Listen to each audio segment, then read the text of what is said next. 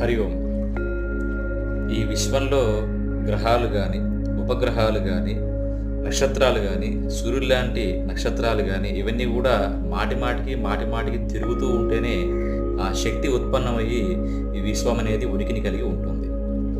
అట్లాగే సద్గురువు ఉపదేశించిన మంత్రాన్ని కూడా సాధకుడైన వాడు శ్రద్ధ అనేటువంటి పెట్టుబడితో మాటిమాటికి జపం చేస్తూ ఉంటేనే శక్తి అనేది ఉత్పన్నమయ్యి అతను సాధకుడిగా ఉనికిని కలిగి ఉండి తన లక్ష్యాన్ని కూడా చేరుకునే క్రమంలో ఆ ప్రయాణంలో ముందుకెళ్తాడు. ఎప్పుడైతే సాధన ఆపివేస్తాడో అతను సాధకుడు కాడు. ఎప్పుడైతే తిరగడం ఆగిపోతుందో ఈ విశ్వం కాదు. కాబట్టి శ్రద్ధగా మహామంత్రాన్ని సాధనని కొనసాగిస్తూ ముందుకెళ్ళేటువంటి సాధకుడు ఎప్పుడూ కూడా ఆ భగవంతునికి సమీపంలోనే ఉంటాడు తప్ప దూరం మాత్రం కాడు. కాబట్టి శ్రద్ధయే పెట్టుబడి. హరి ఓం.